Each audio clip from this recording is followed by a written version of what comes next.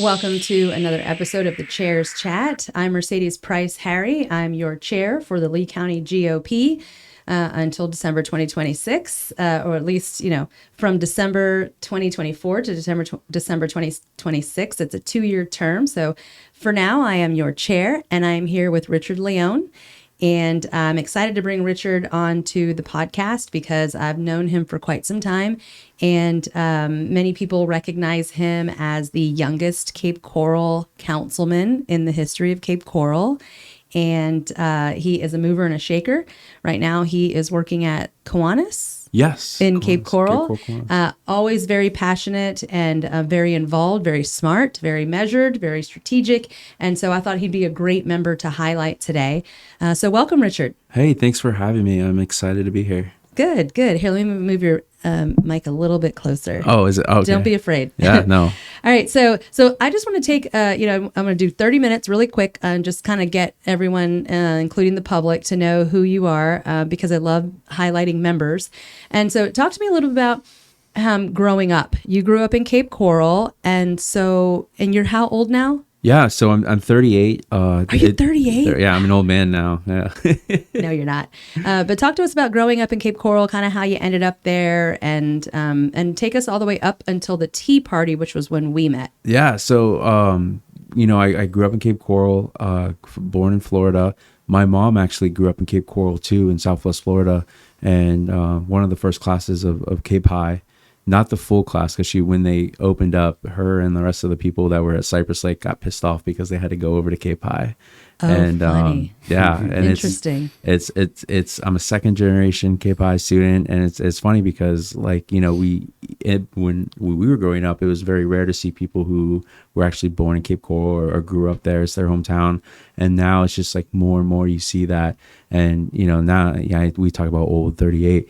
But, when I first jumped into the political arena when I was 22, 23, yeah. And, everybody was from somewhere else. Oh, yes. And but now, like, I look at the next generations coming up, and they're all from this area. And it's great to see that we're breeding our own mate here in Southwest Florida. Listen, our kids are born and bred Cape Coral, man. My boy's 14, my girl's 11, and it's all they know is Cape Coral. Born in Cape Coral Hospital, going to school here. My mom probably helped deliver that. Maybe she did. Dr. Cowden. Dr. Cowden was their doctor. That's right. Such a cool guy, such a great guy. So one thing that people don't realize about you and me is we're both Ticos. Yeah. I'm a Tica and you're a Tico. I mean, we're both American. Yes. But our parents, our mothers, both of our mothers are from Costa Rica. My father's from Costa Rica. Your father, yeah, that's right. He came here when he was 16 with my grandma, and it's always fun because my grandma, I love her to death, and she's a Democrat. And it's really funny because, like, a lot of times when we talk, some of the things that she says, I'm like, that's a Republican value, Grandma. Like, of course. And so, but like, we talk about like immigration, things like that. And I love when I talk to her about it, because one of the things she's like, I came here the right way. I came here the legal way, and we worked very hard. And in fact, even in her older age, I think she speaks well enough English to pass through anything in the United States. But she, at times, will go back and try to learn English more, just because she feels like, we should be able to, communicate with people that are here. And it's crazy to think that, like, I have that I see that side, because I am half Spanish, and I watch them and what they've done and how they've my grandma and my dad and that side of the family just developed into the United States, and so thankful that they've been able to come here and work hard and see their dreams come true. Yeah, and afford you that opportunity too. Yes, absolutely. Yeah, my mother came over in the 70s, I think 74, and she, we don't speak Spanish in my house. Do you speak Spanish? No. Yeah, right. We grew up Americans, yeah. like we were just American. But I think that back then, because I'm about 10 years older than you, my mother, that generation, they didn't come here to raise Costa Ricans, right? If she wanted to raise a Costa Rican, then she just would have stayed in Costa Rica and we would have just lived that way. But she wanted to raise Americans. So we did everything the American way. We were all American. And it's funny that you say that about your mom. My mom, I think, speaks excellent English, and she writes good English, but there's times where people have trouble understanding her accent, and so she is always trying to hone her like her writing and her reading, but she's excellent. She's really, really good. I mean, she's been in America for 50 years, so of course she's good at it, but you always run into people who have a little trouble understanding, even if they speak really great English. And I don't even think that's anybody's fault. I think that it's just sometimes it's difficult. Like even there's a woman that is an REC member, and she's a Tica. She's a Costa Rican. And even sometimes I'm like, can you say that again? Mm-hmm. And that's not because I am racist. It's because I really just didn't understand you. Can you just say it again for me, please? I mean, I went to college in the South, in the rural Southeast. And even the people in the South, you're like, what'd you say? Bubba, can you tell me that again? Y'all better do this. Y'all done did this again? Yeah. And you're like, what? Anyways, so nonetheless, just a really cool immigration story. And that was one of the things that we bonded on early on. Yeah. So let's talk a little bit about, all right, so how many siblings do you have? Oh my gosh. So I have 3. Yeah, sorry. So we got a brother and a sister, 2 brothers and a sister. Yeah. And they're still here in the area? No, one is, but the sister and brother, Alabama and California. Oh, wow. Yeah, those are like polar opposites. I know. Where in California? Bakersfield. Oh, okay. Yeah. That's McCartney country. Yeah. That's where Kevin McCarthy. That's where Kevin McCarthy is from. And do you have any nieces or nephews? A bunch of nephews. I grew up in Cape Coral, so and I'm still here. So we have our family group. So we have 10 of us who've grown up since high school together. And we're just, they all have kids, and they're all my nephews and nieces. And it's been great. Even, the outside it's just great. Are you the cool uncle? I try to be. So they like to during the summertime. It's great. Kiwanis is my first nonprofit, and just, if I can do a special shout out to Kiwanis. Do it. Yeah, we do amazing work in our community. This year we were able to give $280,000 in scholarship grants, and we're looking about giving around $200,000. We have a grant process that's opened up to anybody who wants to apply. And it's my first time in nonprofit. It's been amazing, the ability that we're able to help so many people, and our focus at Kiwanis is children. Yeah. So it's anything we can do to help. And a lot of people don't understand. It's just like a thrift store. There's people come in and they're maybe off the streets, or they're having issues with home and single moms, things like that. In fact, today and single dads. And today we had a single mom come into the store and just needed help, and whatever we can do to help.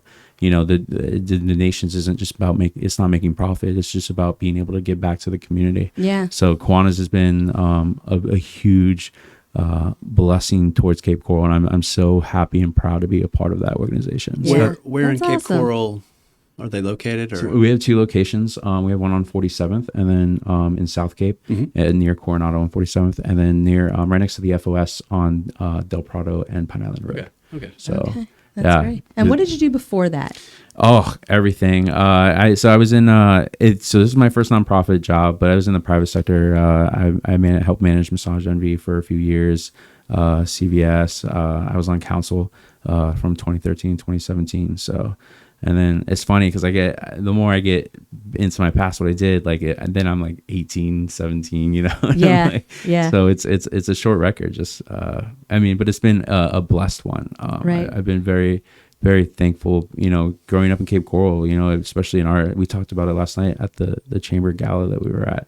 there wasn't a lot of opportunities for younger people back then. Yeah. And as things expand, we yesterday I was at the groundbreaking for the technical college, and it's just the ability for people to actually learn in Cape Coral and stay in Cape Coral and grow and have actual good jobs that have decent wages and can live off of it is huge, because it wasn't like that. It was either healthcare or government, and that was it. Yeah. And it's really expanded. Or real from estate. that. Or real estate. Yeah. I'll never forget my brother. This was 15 years ago. This was before we had kids. My brother came to visit from North Carolina, and he was just helping us around the house. And I remember walking through the Publix parking lot, and he was looking around over his shoulder, and I wondered what he was doing. And then when we got into the Publix, he's like, everyone here is old. And I was like, and back then he was right. Now it's so different. There's just, you go to the soccer field in Cape Coral and it's just nothing but hundreds of families. It's so invigorating. So yeah, Cape Coral has come around quite a bit. Our medium age is 45, I think it is. Yeah. And we're in the 40s, and it's just, it's, we're there. Like, it's awesome. Now we're the old people. Yeah, now we're the old people. So we met during our Tea Party days. And so let's talk a little bit about that. I think that I was the young Republican president. You ended up being the vice president after I left. Yeah. Well, you didn't Right. leave. You were around. Yeah, I was still around, but I couldn't be the president Right. because I had opened up some businesses. Ricky became the president. Yeah, that's right. Rick Nelson was my vice president and then moved up to president. I actually tell your story a lot to people. And I multiple times, like I just praise you for, being a mentor for me and guiding me. Really? Actually. Oh, that's so funny. I had no idea. All the time. I'll never forget it. It's 2011, and it was the Cape Coral Republican Club debate. I was running for council, and I was that 22-year-old that nobody knew and was like, oh, he's 22, he can't do anything. He doesn't know enough. He doesn't have enough experience. Exactly. And I'll never forget that first debate. Like, people's jaws dropped. Like, I was just out speaking everybody. And, part of that was because I grew up in Cape Coral. Yeah. I don't just get to talk about, I would live through those issues. Right. And so that's why I wanted to have you on. I just love your passion for just like your town and the air. You're so involved in the community, and it's not just Republican politics that you're involved in. It's just the community. And you've been doing it since I've known you, which has been 15 years. Yeah. Anyways, go ahead. So maybe 14. No, like I just remember it was after leaving that club, which I'm vice president of now. I'll never forget, like, some people came up to me, hey, we thought you did great. There's no way you're ever going to win, but like, stick with it kind of thing, like that positive, but negative, Yeah. Defeatist. So I'll never forget. We were in the parking lot. It was at the golf course there. And then, you came up to me, handed me your card. You're like, Rich, I loved what you said. I loved everything that you said. I really want you to come visit us at the Young Republicans and see what we're about and see if we can like grow in there. And I went to the meeting. I fell in love. I worked hard with you guys, became vice president, Yep. and then just spent a few years with that until I got on council. And Yeah, then you like did. time was youngest Cape Coral city councilman in the history of Cape Coral. Don't ever let anyone tell you you're not going to win. I was 26, 25 when I got elected. So it was a great experience, being so young and but like being able to, I think the hardest thing to do, especially being so young, is actually talking to people who are much more experienced than you are. Yeah, for and sure. They'll and really it's at the end of the day, you just and it goes both ways. We just need to be able to listen to each other. Mm-hmm. And I felt like hopefully I still do, hopefully, is communicate and listen to people and really just kind of like work together with them. And that's all we want, right? Yeah. It is all we want. What was your biggest challenge with that position, and what did you walk away just knowing or learning, being kind of green, really? That's a good question. In the last, I think the biggest challenge was just realizing, as a legislative body, you have to have the ability to work together. Yeah. I always laugh, and I try to correct when I hear it, we got to get rid of the city manager or the city manager, this or that.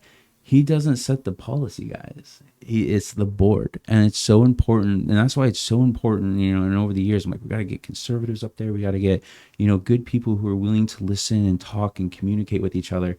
Because if you don't have that, a city manager can do whatever they want. Yeah. And because you don't have a board that's working together and have good policy and set that. So that's the biggest thing. My biggest takeaway is as that body, you have to be a unified or have good people up there that are have a common goal and really working together to build the city up. Yeah. Because if not, then you'll have the latter is a terrible situation. Yeah. And that's why you get those calls where it's like, no, guys, it's the council. Yeah. We have to have a good council. Yeah. Yeah. The way that the Cape Coral government is structured is a lot of people don't realize how it's structured and how it actually operates. And I also find that in government, there's a couple of things that happen. Number one, you'll never satisfy some people. No matter what, they'll just never be happy, right? And then the other thing I've learned too is when you are on a board with people, it is difficult. Well, I say that, and that's actually not completely true, but when you're on a board with people like, the school board or the state reps or the county commissioners, you can be adversarial on the campaign trail. But once you have to actually work with those people and you have to face them and look them in the eye, then it's a little more difficult to be screaming rhino or destroying them on Facebook like a coward keyboard warrior. You learn that, okay, we don't agree. You and I don't agree on things. You're a different generation. You're a millennial. I'm Gen X, so I'm a little more conservative on some things, I think, than you are. But we agree 90% of the time, and more so, I think that you and I can work with people, or at least we try to work with people.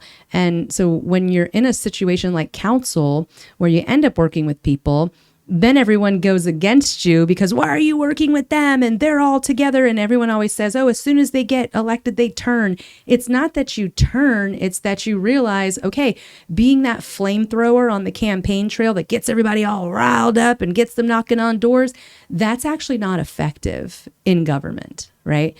So I want to fast forward a little bit. Because the reason why I brought you on is because you are a member of the executive committee. You are a precinct committee man. What's your precinct number? Oh, that's a great question. And it's, 405, I think it is. And I'm terrible now. It's 405 or 408. I forgot now. Oh, really? Yeah, okay. Why did I think it was like 11 something? No.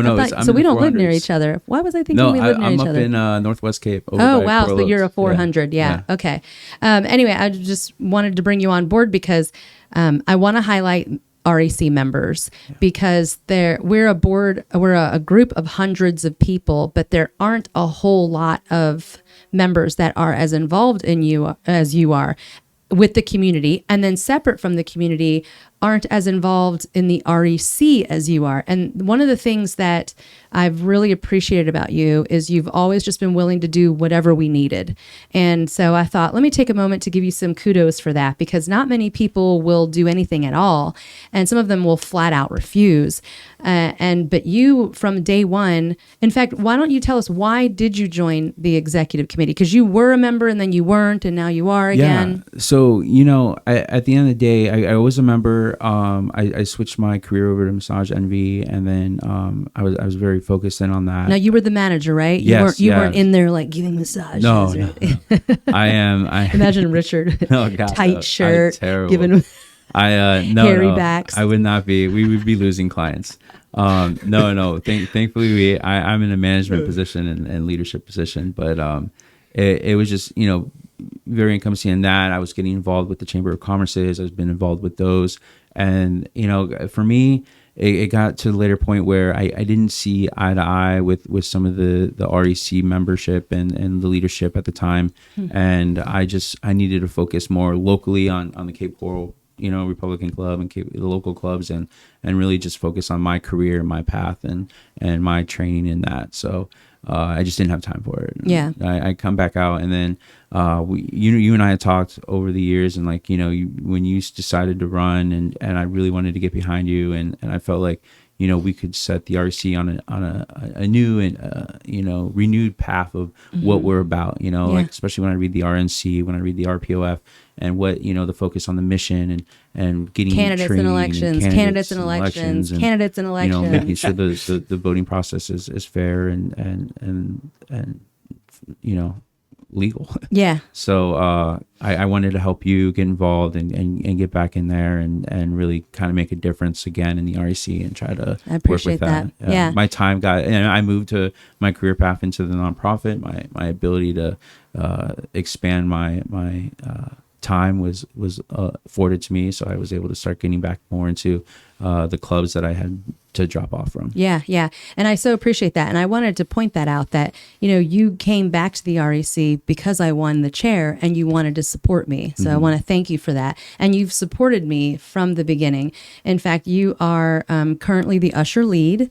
And so talk to us a little bit about what that encompasses. Yeah. So, I think it sometimes looks like it's overcomplicated or, it's really just making sure everybody knows where they're going at the meetings, at the business having meetings. Questions, comments, concerns. We put in, I came in 2 months ago and just wanted to kind of make the process as the Usher Lead.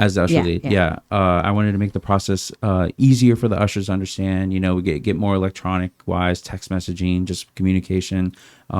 We got on board with that. And the ushers are great. The team that's been able to help. Our team is amazing. Yeah, all of them. Absolutely. All of them. And then just good people. We kind of streamlined the voting process, make it less cumbersome, make it be able and really the ability to have better oversight is really what I wanted. And I created new forms and be able to make it very simple, and we can look back and very easily like, okay, this is the vote on this day and which vote it was, and make it where like you can ask for it now and just be like, hey, can I see that record and make sure that it was the count, and here you go, like here's the paperwork, and it's very simple and easy and you'll be able to track it, and that was what I wanted to do, make sure that there was, if there was ever a question in the future with any issues, I wanted to make sure that oversight was there and that ability, that process. I love, I get that from being on council. The ability to, you talk to the media, you talk to people, the residents, and like they want questions, concerns, comments, and especially for the clerk's office, and I tie that, like being able to learn from the clerk's office and the clerk at the time and Kim now, and just being able to show me like guidance and help me with that and things like that. It's been really good. Yeah. Well, I can tell you, the guys respect you. The ushers really respect you. They really like you. I feel like you've done a good job. The other part of ushering is getting over here to headquarters, picking up all those heavy stanchions, setting everything up before the meeting. People don't realize when you have a meeting with hundreds of people, it's a lot of preparation.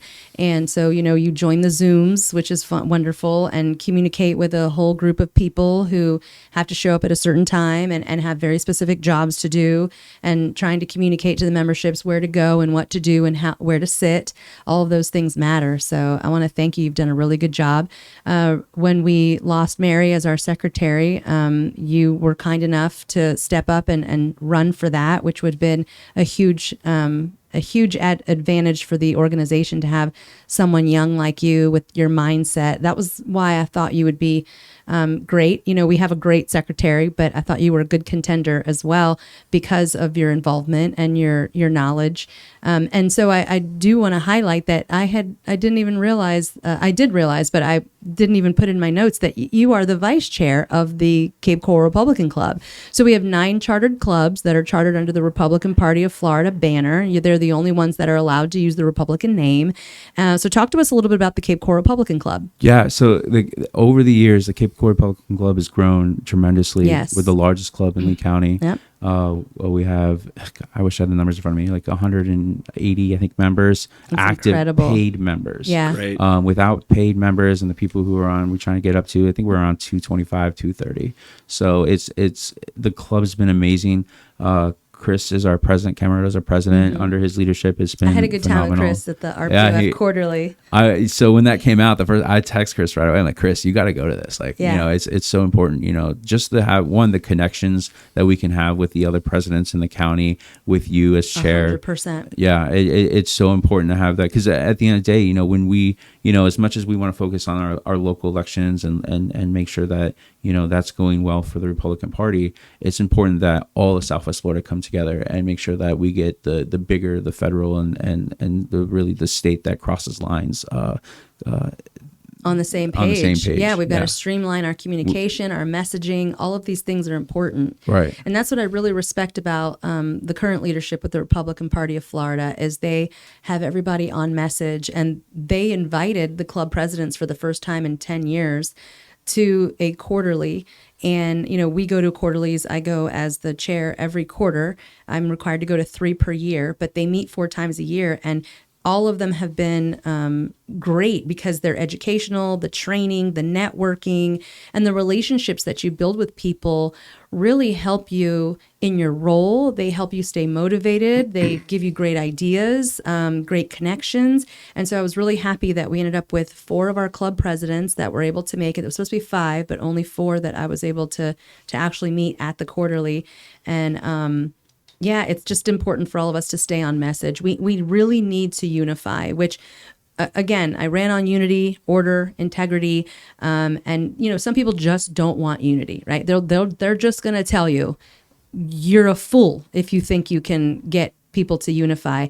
And I think that's a very pessimistic view, but I think it's somewhat realistic because there are people that have no plans on unifying. And in fact, they live, eat, and breathe to divide. They love to divide it, the gossip, and, you know, but you just power right through those people, delete, ignore, block. Like you just, I mean, I don't normally block people, but you know, you just power through them. And I will say that's what I've loved about the Cape Coral Republican Club is you guys stay on message. You guys keep it positive. You bring in good speakers, very educational. Some great speakers. Great speakers. I Tell us forgot when her you name. meet. Oh my gosh. So every last Tuesday of the month, we meet at Cape Cabaret. We ask that you RSVP. You can do that through the website or Facebook page, and you can do that through email. And our lovely secretary Sharon, she's phenomenal. The club would be lost without her. Yeah, Sharon's a beast. She's great. Yeah. Incredible. How do you say her last name? Why you gotta put me on the spot? All right. Was Sharon, I'm not even gonna try because I'm gonna ruin it. All right? Sharon's I the goat. People have a hard time saying my last name correctly, so it's just like, you know, I'll leave it alone. Okay. All right. Fair enough.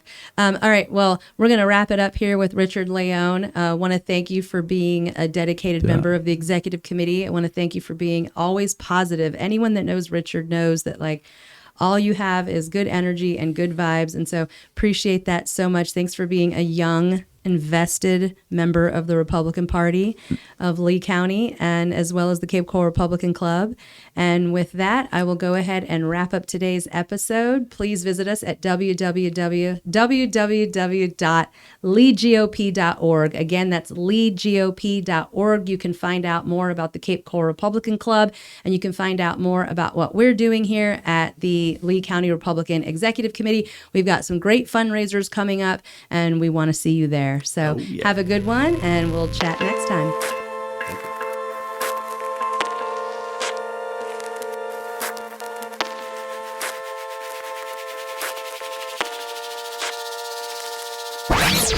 Thank you.